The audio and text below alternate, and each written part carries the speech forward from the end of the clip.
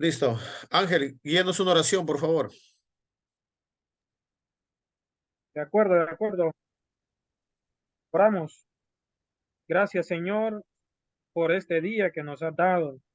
Gracias por la bendición, Señor, de los alimentos, del trabajo, de la familia, de los hermanos que están ahora aquí presentes. Gracias porque hemos llegado hasta esta hora del día y ha sido por tu misericordia, por tu inmensa bondad y benevolencia.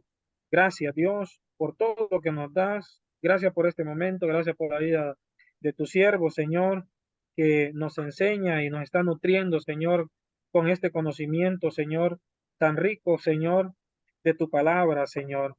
Y también te pedimos que nos des sabiduría, que nos des inteligencia y discernimiento, Señor, para aprender, Señor, más cada día y más aún en esta clase.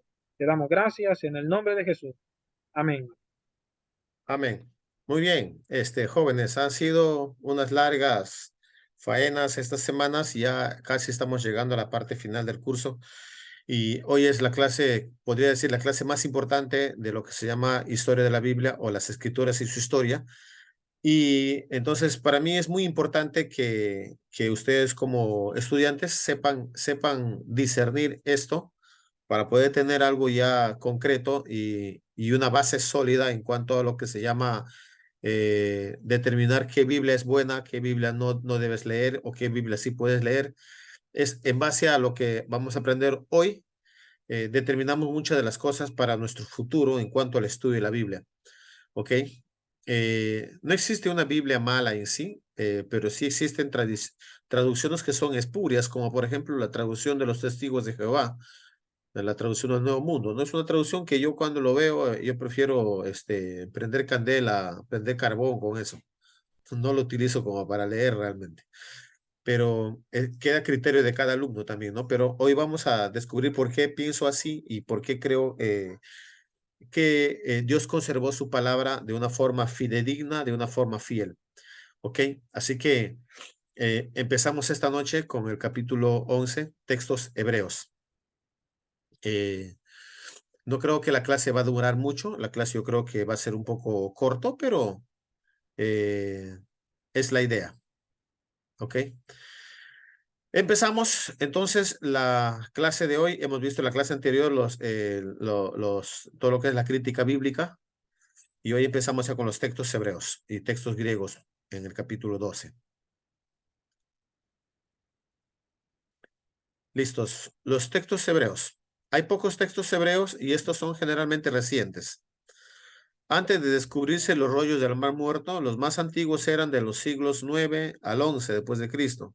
Pero hace solo algunas décadas que casi todas se presentaron en el texto realmente uniforme y estable, y estos son los que tenemos actualmente.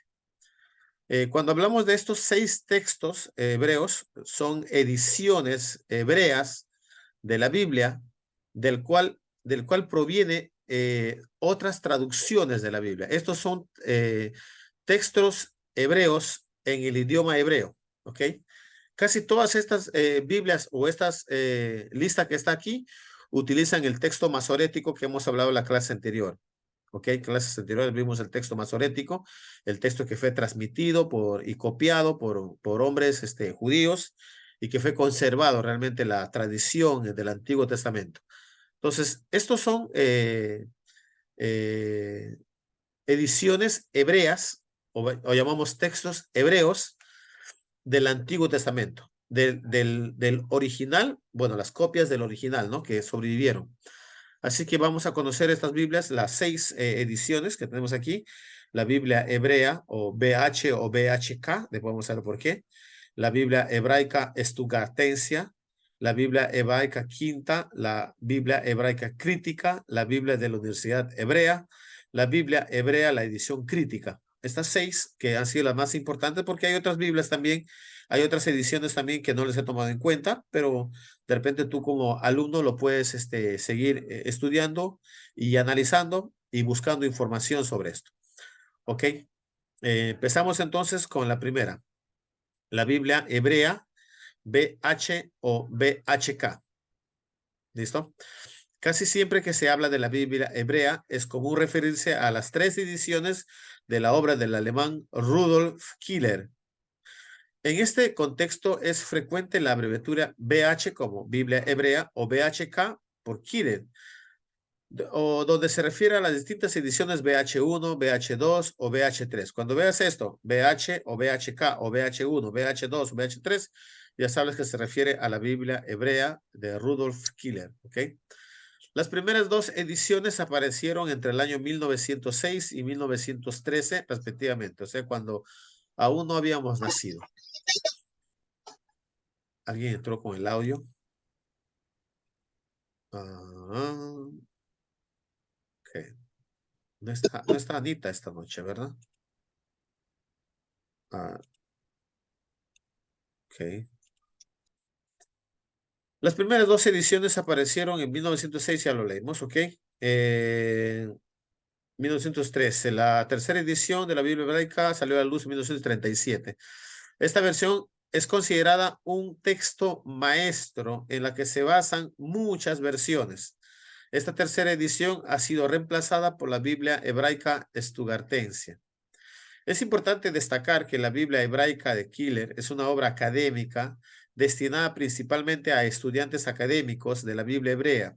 Es una herramienta valiosa para el estudio crítico y la investigación de la Biblia hebrea y ha sido utilizada en la academia durante décadas. A lo largo del tiempo, han surgido otras ediciones críticas y revisiones del texto masorético, pero la BHK sigue siendo una referencia importante en este cambio. Ojo que esta Biblia es también un producto del texto masorético, ¿ok? Que eso ya lo conocemos, pero del texto masorético salen estas ediciones. Segundo, la Biblia hebraica estugartense o BHS, Biblia hebraica estugartense. Esta Biblia en latín significa Biblia hebrea de Stuttgart. La abreviatura fue a petición de los editores mismos, como BHS, ¿no? Es el título que se le da a la edición de la Biblia en el idioma hebreo publicada por la Sociedad Bíblica Alemana, la Deutsche Bibelgesellschaft, no, algo así se pronunciará más o menos, ¿no? En Stuttgart. Esta edición se publicó en fascículos entre los años 67 al 76, en un solo tomo en 1977. Es una edición que ha sido ampliamente difundida al ser considerada tanto por judíos como por cristianos como una edición fiable de los escritos sagrados hebreos y arameos. Es muy utilizada o usada entre los eruditos tanto para el estudio como para la base de traducción a otros idiomas. La BHS es una reproducción del Códice de Leningrado, manuscrito bíblico que se encuentra en la Biblioteca Pública de San Petersburgo, que ya lo vimos en las clases anteriores, ¿no? Clasificado bajo el número B19A. Este códice es uno de los varios manuscritos hebreos importantes asociados con la familia de Ben Aser, famosa familia judío que también lo vimos, que es un texto masorético, ¿no? Textos masoréticos en Tiberias durante 5 generaciones, ¿ok? La más famosa de los textos masoréticos de la familia Ben Aser, ya lo vimos en la clase anterior, el Códice Leningrado, sobre el cual está hecho o revisado esta Biblia estugartensia. Recuérdense que esta Biblia estugartensia es la tercera edición de la Biblia de Killer, ¿ok? De la edición de Killer es la tercera edición, es esta, ya cambiado el nombre a estugartensia, revisado, es una versión crítica de la Biblia también, ¿ok? Continuamos la tercera, la Biblia hebraica quinta. La Biblia hebraica quinta, abreviado como BHQ o raramente BH5, es la quinta edición de la Biblia hebraica estugartensia. Ojo, la quinta edición. Está basada en el texto masorético, al igual que la Biblia hebraica de Killer y la Biblia estugartensia. La BHQ se basa en el texto masorético, que es la forma estándar del texto hebreo del Antiguo Testamento. Incluye indicaciones vocálicas y acentos masoréticos, así como notas marginales que registran variaciones textuales importantes. O sea, en esta Biblia hay ediciones, hay notas marginales ahí, hay detalles que usan en esta Biblia, ¿ok? La BHQ tiene en cuenta descubrimientos arqueológicos y manuscritos hebreos adicionales que no estaban disponibles en las ediciones anteriores. Esto significa que refleja los avances más recientes en la investigación textual.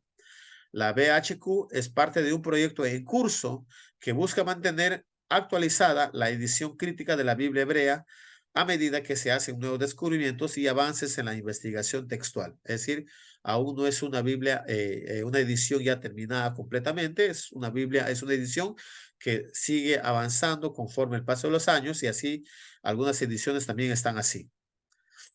La cuarta, la Biblia hebraica crítica. La Biblia Hebraica Crítica es un proyecto crítica mayor de la Sociedad Bíblica Iberoamericana, destinado a recuperar la forma original de la Biblia hebrea. O sea, el destino o la idea que ellos tienen es recuperar, sondear, ¿no? La Biblia, el texto masorético, con algunos textos antiguos hebreos, es ir sondeando algunos versículos. El proyecto ha comenzado con el levantamiento de fondos, el cual se esperaba completarse a finales del 2003, pero hasta la fecha no está terminada, sigue en proceso de investigación. Este trabajo monumental solo puede lograrse satisfactoriamente por la erudición judía en Ciudad Santa de Jerusalén. Consecuentemente, el editor de SBIA ha solicitado respetuosamente la intervención del catedrático Emanuel Toff, quien es un profesor magna de la Universidad Hebrea de Jerusalén. A fin de aceptar el desafío para diseñar y dirigir el proyecto, el procedimiento general puede ser resumido así. 1. Confección de la agenda del proyecto. 2. Selección y convocatoria de los eruditos judíos. 3. Coordinación para el diseño de los programas computarizados. 4. Adquisición de toda información textual existente relativa a los 4 testigos principales de la Biblia hebrea. ¿Cuáles son los 4 testigos? El códice del Enigrado, el códice Alepo, la Septuaginta, el Pentateuco samaritano y los rollos de Qumran. Estos 4, en base a estos 4, se está formando, que aún no fue terminado todavía, la Biblia hebraica crítica. Más o menos para que tengan una idea de lo que es la Biblia hebraica crítica que está en desarrollo, les voy a poner una idea acá. Déjame compartir esta pantalla. A ver, que lo tengo acá.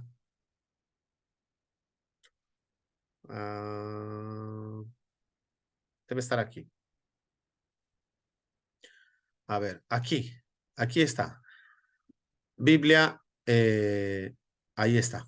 Ahí pueden ver ustedes en su pantalla que dice arriba en el título Biblia Hebraica Crítica. ¿Ok? Esta es la parte de la investigación. Estoy en proyecto investigación. Cuando yo entro en investigación, por ejemplo, voy hacia los Salmos. Observen más o menos un poquito el trabajo de la crítica bíblica acá. El Salmo, de lo que están trabajados, sea el Salmo 22, el Salmo 40. Voy a ir al Salmo 22. Dice aquí, el Salmo 22 ocupa el lugar santísimo de la obra de redención, con todo detalle describe los sufrimientos de la muerte por cruz, siglos antes de ser inventada por los romanos. Uno de los versículos claves es el versículo 16, el cual en efecto describe cómo Jesús literalmente fue clavado en la cruz como una simple inserción de vocales. Los masoretas cambiaron la palabra cauru, caru, que significa horadaron, por la palabra cari, que significa como un león. Es importante recordar que originalmente el texto hebreo no tenía vocales. Por ejemplo, el texto masorético que está a este lado, lo lee así, el Salmo 22, 16. Perros me han cercado, cuadrilla de malignos, cual un león a mis pies y a mis manos, a mis manos y a mis pies. Perros me han rodeado, me han cercado cuadrilla de malignos, cual un león a mis pies, a mis manos y a mis pies. La versión de la Septuaginta dice, perros me han rodeado, me han cercado cuadrilla de malignos. Horadaron mis manos y mis pies. Esta es la versión Septuaginta, que tiene el mismo significado prácticamente en el Nuevo Testamento, ¿no? En el Nuevo Testamento griego, distintos pasajes del Nuevo Testamento describen la muerte de Jesús por crucifixión. Es decir, horadaron mis manos y mis pies. Entonces, si la palabra original, según el texto masorético, Ka'ari, es incorrecto, porque según esta Biblia hebraica crítica, Ka'aru es lo más correcto, horadaron. Si ustedes ven la Reina Valera dice, Ka'ari también está traducida, pero traduce como horadaron mis pies y mis manos y mis pies. Entonces, el trabajo de estos señores es exactamente, supuestamente, tener el texto hebreo totalmente limpio. Este es un error, según ellos, de la versión de los masoréticos. Este es un error para ellos. Así como este error, tienen muchas cosas que van investigando en sus libros, en sus trabajos que ellos vienen haciendo. ¿Ok? Eso es en cuanto al texto hebreo. Acá hay números, en Deuteronomio. Si ustedes pueden investigar un poco más, hay muchas cositas ahí que van a ir dándose cuenta. Ok, pero es refutable, realmente es refutable esa idea que ellos están proponiendo ahí. Recuerden que este texto es un texto crítico, y vuelvo a decir, la crítica bíblica es buena cuando es neutro, pero cuando es negativa, cuando es un ataque, es totalmente malo. Ok, volvemos a nuestro diapositiva.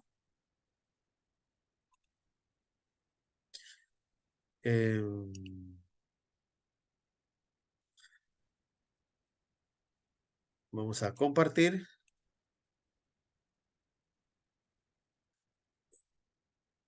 Y listo.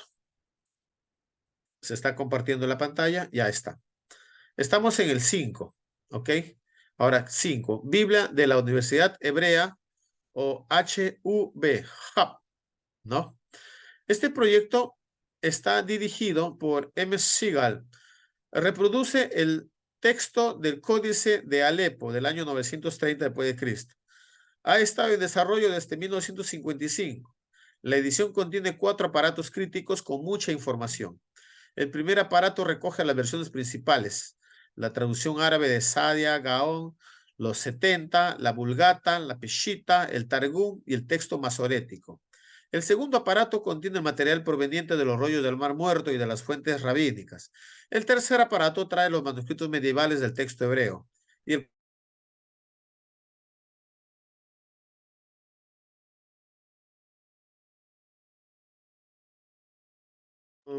se fue por un momento, se fue, como dice la canción, se me fue sin avisar.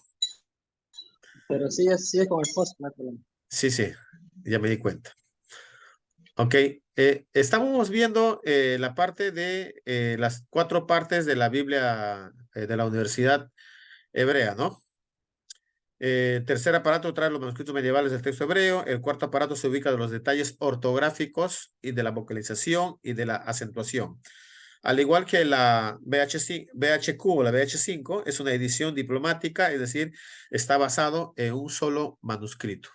Ok, creo que el penúltimo es este y el último es la Biblia hebrea, la edición crítica. Esta Biblia hebrea está dirigida por Ron Hendel en el año 2014.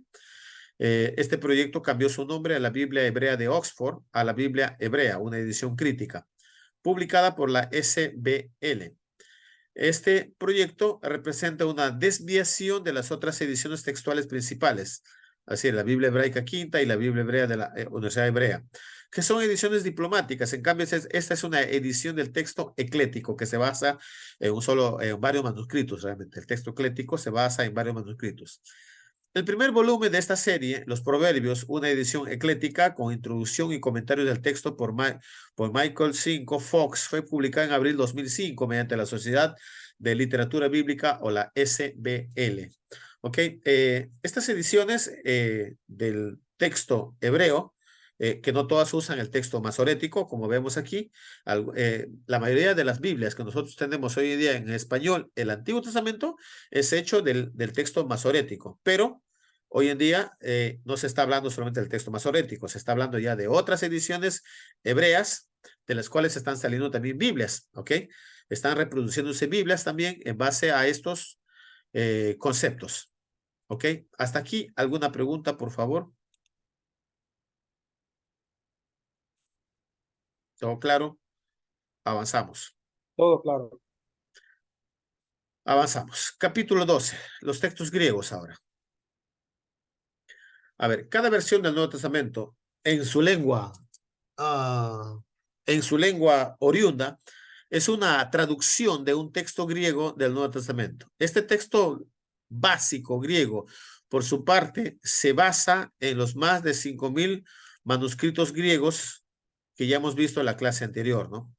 Que conocemos hoy. Estos a su vez son copias de copias anteriores que al final se basan en los manuscritos originales. Las palabras de cada traducción de la Biblia quedan determinadas por las palabras de la base griega que se utilice en la traducción. Por eso es de mucha importancia para todo lector de la Biblia saber en qué texto básico se apoya la Biblia que utiliza o su Biblia. Consideremos las dos grandes columnas de los textos bases sobre la cual se imprimen la mayoría de las Biblias del Nuevo Testamento. El textus receptus o texto recibido, que se abrevia como TR, y el texto críticos o texto crítico, TC. En estas dos columnas se basan todas las Biblias del Nuevo Testamento. Y ahí vamos a ir conociendo algunas de las Biblias que son traducidas en base al texto receptus o en base al texto crítico. Okay. Texto receptus. La expresión en latín, texto receptus, significa texto recibido. El texto receptus es un título a varias obras literarias impresas en griego del Nuevo Testamento de las Escrituras. Ojo, varias obras, o sea, varias ediciones griegas del Nuevo Testamento. Producto del esfuerzo de muchos hombres que tenían el propósito de establecer un patrón de traducción y declararla como la autoridad final del Nuevo Testamento. Estos hombres se han encargado de juntar, analizar y revisar los manuscritos bizantinos que en su mayoría se compilaron en la época de la Reforma del siglo XVI. Vale decir que el texto receptus procede o fue elaborado en base al texto mayoritario, que ya lo vimos también hace dos clases anteriores. Existen más de 5,000 manuscritos griegos en el Nuevo Testamento y casi todos ellos apoyan la lectura del texto receptus, que también ya lo vimos la clase pasada. ¿Ok? Ediciones griegas del texto receptus. Okay. Algunos de estos manuscritos disponibles en el tiempo de la Reforma fueron la base textual que utilizaron algunos eruditos para desarrollar sus diferentes ediciones griegas. En la siguiente recta histórica representamos solamente algunos de los nombres más conocidos de aquellos eruditos que elaboraron ediciones del texto recibido griego. Por ejemplo, empezamos con la políglota Complutense, el texto de Erasmo de Rotterdam, el texto de Robert Estienne, el texto de Teodoro de Beza y el texto de los hermanos Elsevier. ¿Ok? Estos son ediciones griegas del texto Receptus. Vamos a ir conociendo algunos de estos puntos rápidamente. Número 1, la políglota Complutenses. En el año 1502, en España, el cardenal Cisneros adquirió varios manuscritos bíblicos y con la intención de fomentar el estudio y lectura de las escrituras, convocó a varios lingüistas expertos en hebreo, arameo, griego y latín para trabajar sobre el proyecto de hacer una Biblia plurilingüe o políglota. Su preparación tomó casi 10 años y fue publicada junto con el Antiguo Testamento. Tomó el nombre de Biblia Políglota Complutense por estar en varias lenguas y haber sido publicada en Alcalá. El Antiguo Testamento se imprimió en 3 columnas asociadas con el texto hebreo, la Vulgata latina y la versión griega de los 70 y se terminó de imprimir en 1517. El tomo 5, que contenía el Nuevo Testamento en griego y latín, se imprimió en 1514, pero el Papa León X no permitió que apareciera sino hasta el año 1522, es decir, 8 años después.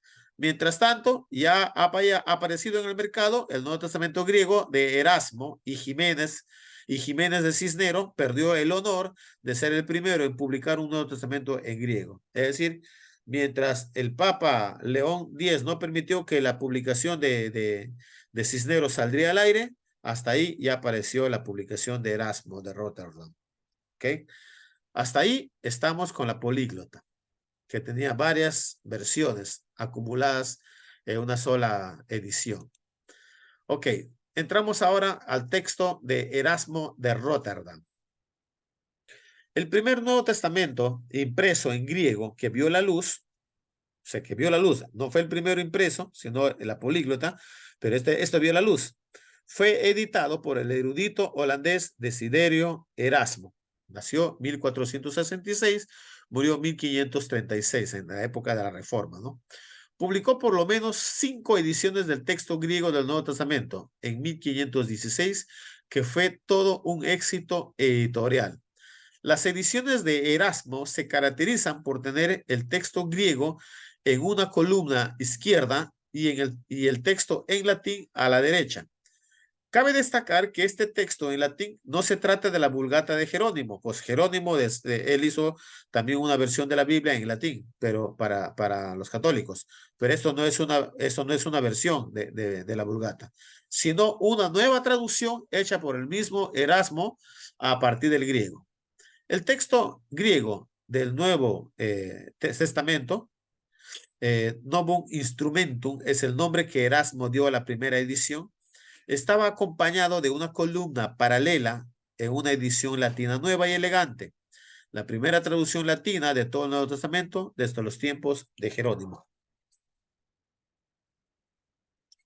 Tengo que estar observando por la ventana si alguien se lleva mi auto. Ok, continuamos. Este es el 3. Aquí estoy mal en este punto. El texto de Erasmo de Rotterdam. Perdón, este es el 2. Continuamos la parte 2. Era la primera edición que la vi aquí. Esta es la segunda edición, pues sacó como 5 ediciones. La segunda edición, titulada Novum Testamentum, fue la base del Nuevo Testamento alemán traducido por Lutero. ¿Se acuerdan cuando Lutero fue perseguido? Los que conocen la historia, Lutero fue perseguido y en su persecución fue refugiado en castillos por príncipes alemanes, y ahí aprovechó en traducir al Nuevo Testamento, el Nuevo Testamento en alemán, Lutero, y utilizó la segunda edición del texto de Erasmo de Rotterdam. La tercera edición es famosa por la introducción del conocido pasaje de los 3 testigos. Mi conexión es inestable, se puede ir en cualquier momento. Los 3 testigos, en 1 Juan 5, 7, 8, llamado la coma juanina. 3 son los que dan testimonio en el cielo: el Padre, el Hijo y el Espíritu Santo, y estos 3 son uno. Este es un versículo para discutirlo mucho porque no aparece en la edición crítica. ¿Ok? En la cuarta edición, en 1527, Erasmo mejoró su texto usando la políglota complutense, y en el libro de Apocalipsis introdujo 90 modificaciones. En el resto del texto, en esta edición, solo difería de la tercera en 20 lugares. Se imprimió en 3 columnas paralelas que contenían el texto griego, la versión latina de Erasmo y la Vulgata. La quinta edición de Erasmo fue publicada en 1535, un año antes de su muerte. Dejó de lado la Vulgata. De resto, esta edición difería de la cuarta solo en 4 lugares. El texto griego de Erasmo tuvo mucha importancia. Lutero y los traductores del siglo XVI y XVII, como Reina Valera en español y Almeida en portugués, utilizaron el texto de Erasmo. Continuamos, si no hay ninguna pregunta hasta aquí.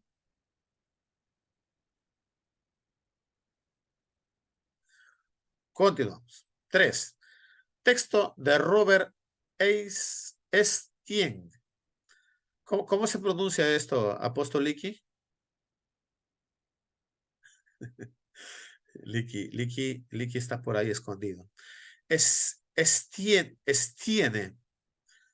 No, Junior, tú más o menos conoces un poco de esto. Texto de Robert Estienne o Estienne. Bueno, no importa cómo se pronuncia. La cosa es que se escriba ahí. A ver, Robertus Stephanus nació 1503 a 1559.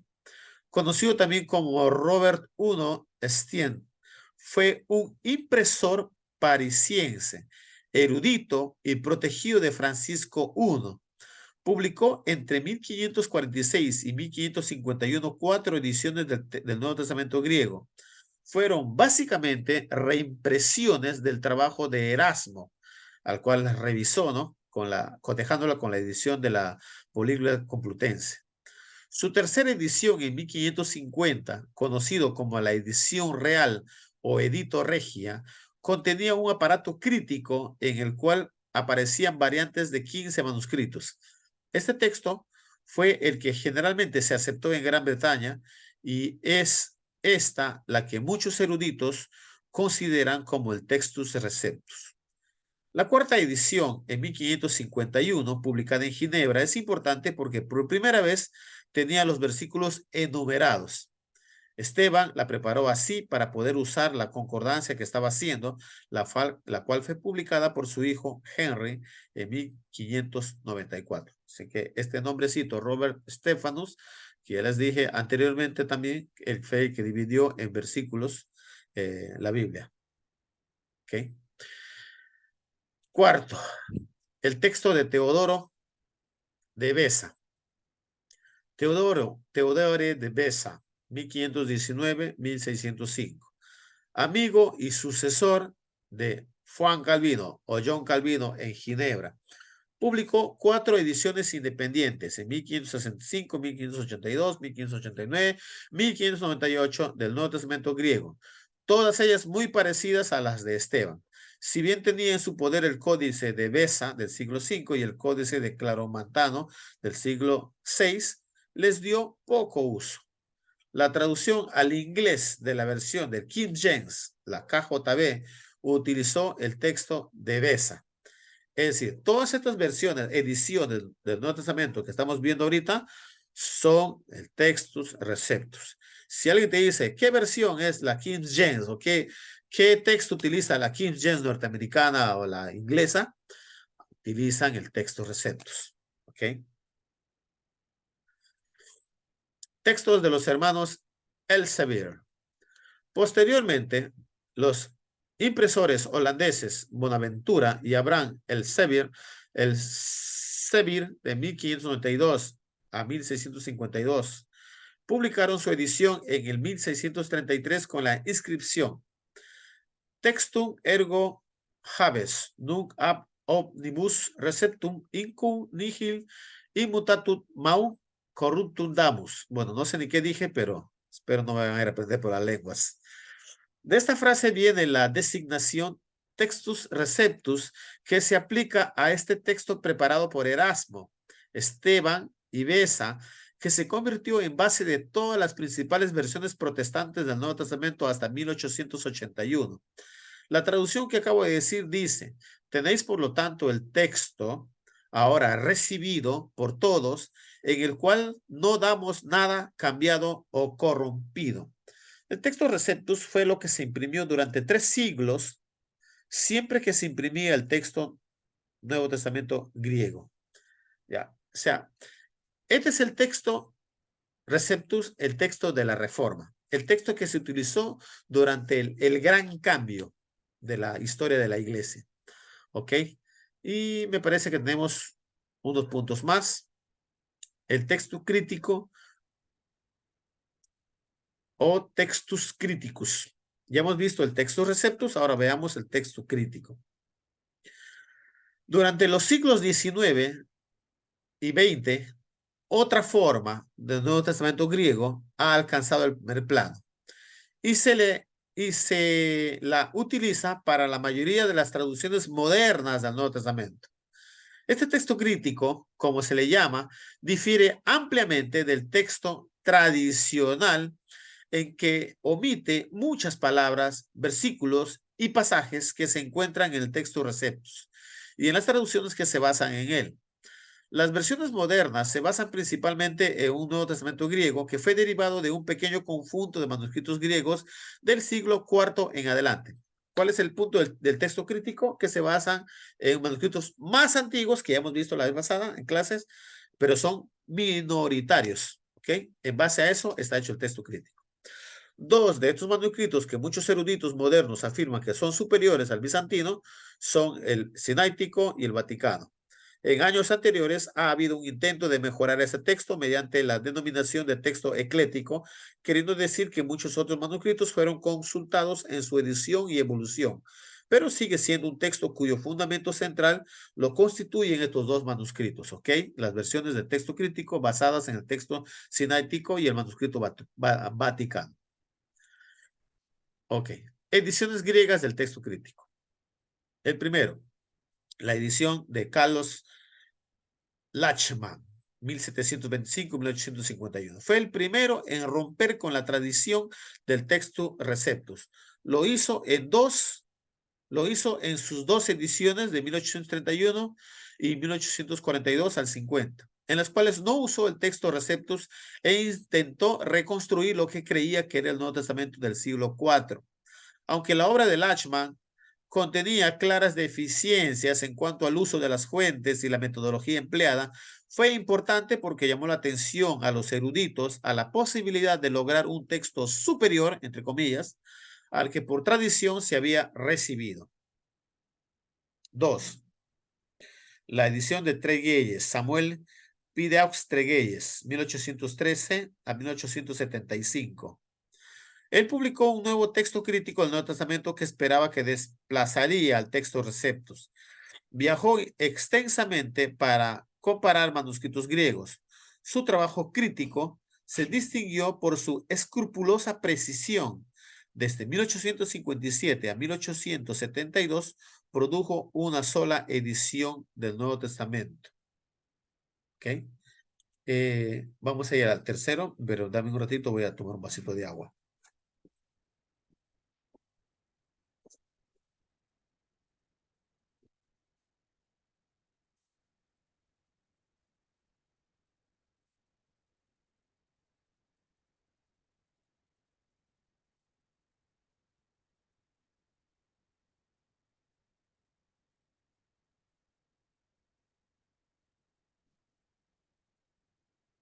Ya estamos aquí.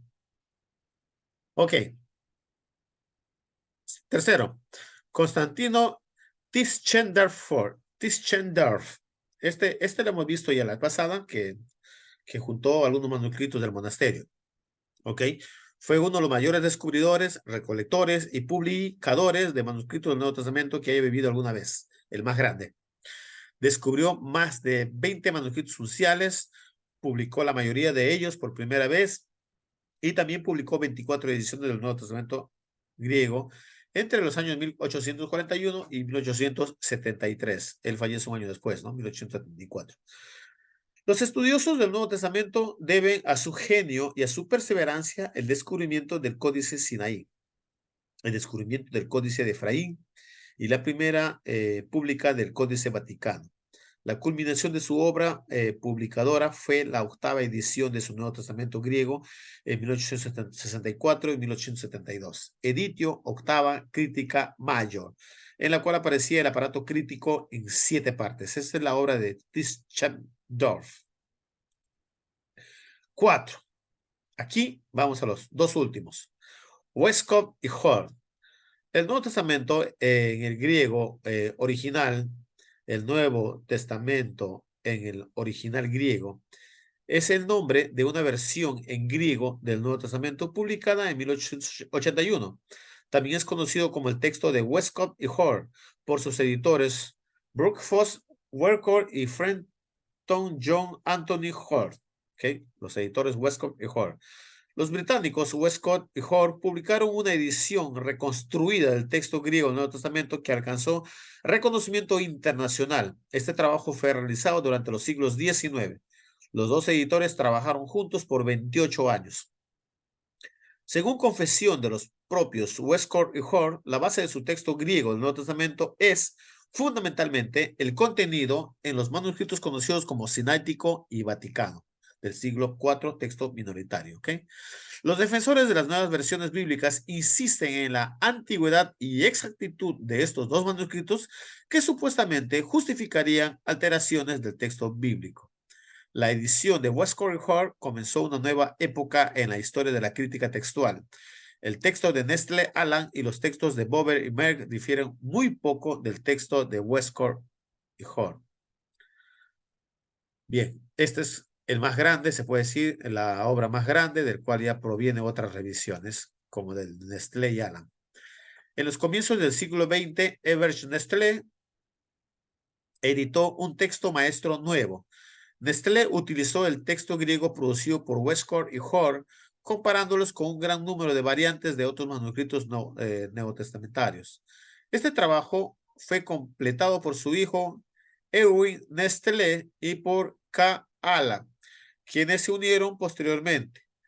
La edición del Nuevo Testamento griego que lleva su nombre, Nestlé Alan, revisado y actualizado con el estudio de los papiros y manuscritos recientes descubiertos, ha llegado a ser el texto base de numerosas traducciones modernas del Nuevo Testamento.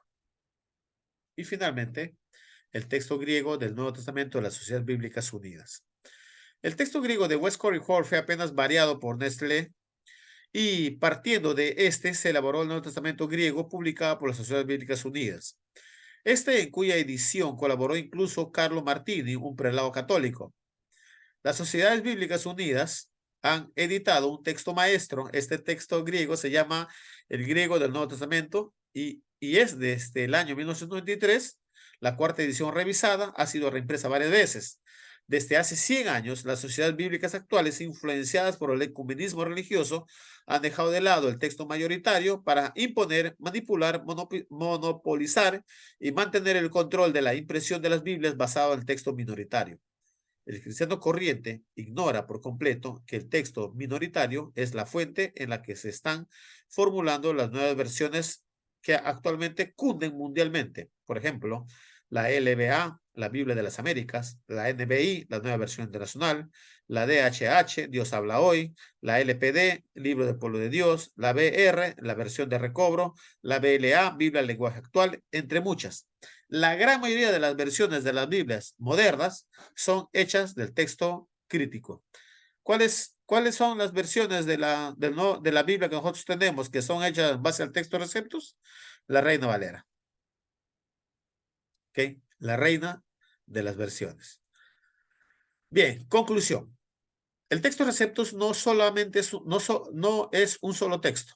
Las diversas ediciones del texto Receptus incluyen a Erasmo en sus ediciones de 1516, 1519, 1522, 1527 y 1535. A Estéfano en sus ediciones 1546, 1549, 1550, 1551. De Besa en edición 1565, 1567, 1580, 1582, 1588, 1589, 1590, 1598, 1604. Del Cibir, ediciones 1624, 1633, 1641. De Colinaeus, 1534. Y Scrivener, 1881, 1894.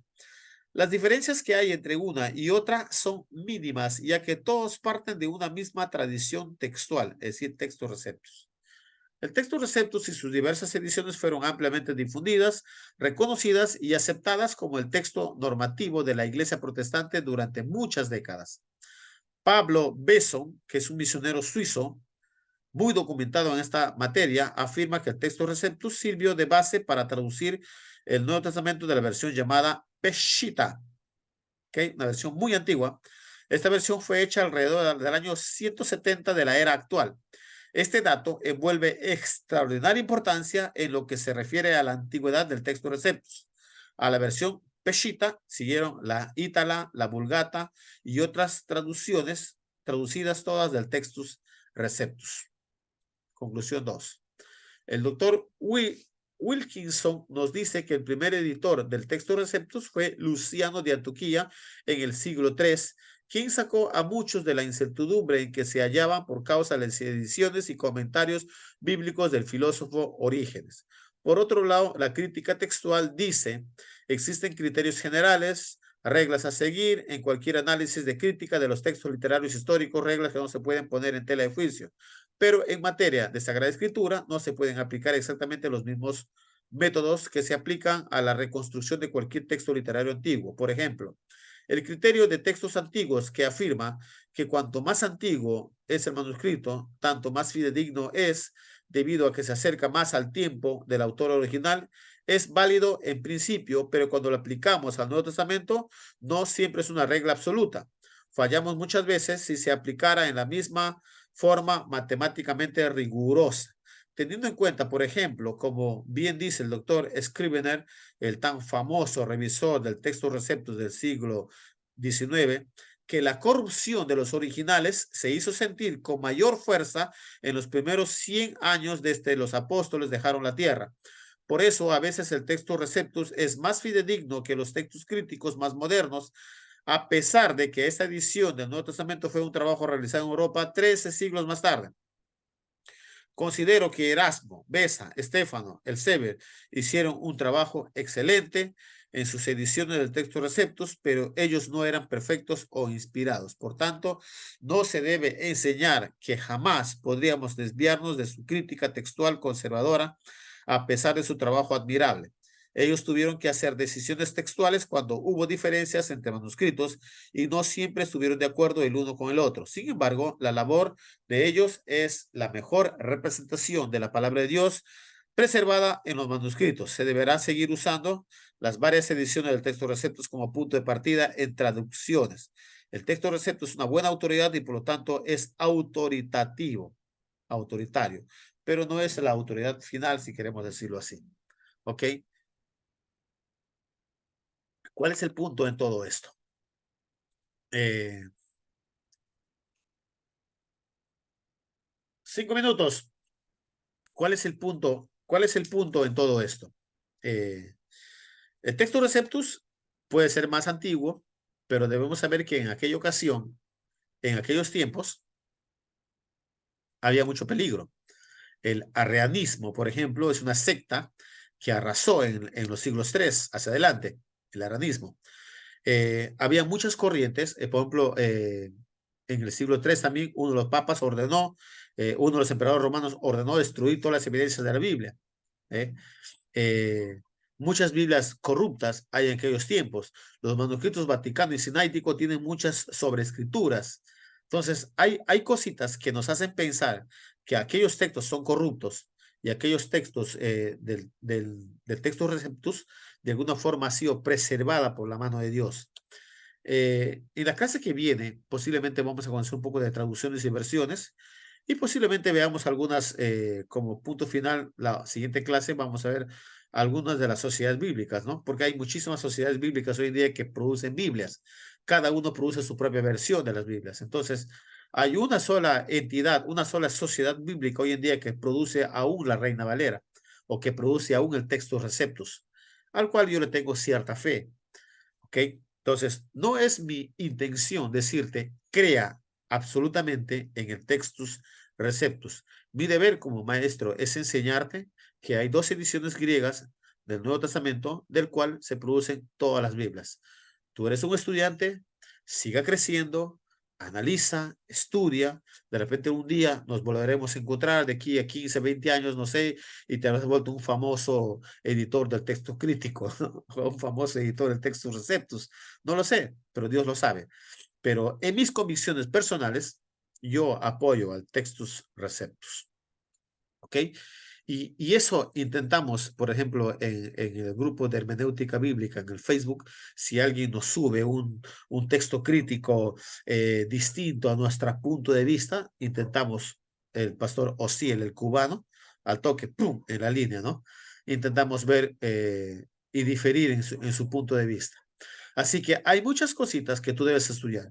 Así que como tarea, les voy a pedir esta vez que por favor en la plataforma, los que estudian en la plataforma, en el grupo de la plataforma donde están las tareas, ahí la coma Juanina, por favor, explica la coma Juanina, estúdialo, analízalo, investigalo, la coma Juanina, ¿ok? Si no hay preguntas, vamos a terminar.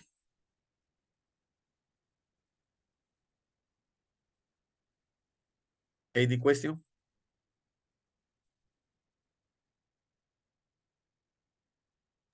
Ya pueden prender Ninguna, sus micrófonos. ninguna pregunta, pastor. Solo que sí, es impresionante el trabajo que todos estos hombres han desarrollado. Impresionante, la verdad, cómo dedicar tanto tiempo, tanto estudio, tanto análisis. Y el llamado, pues, a nosotros es estudiar, ¿verdad? Y si podemos nosotros pues, investigar un poco, ¿verdad?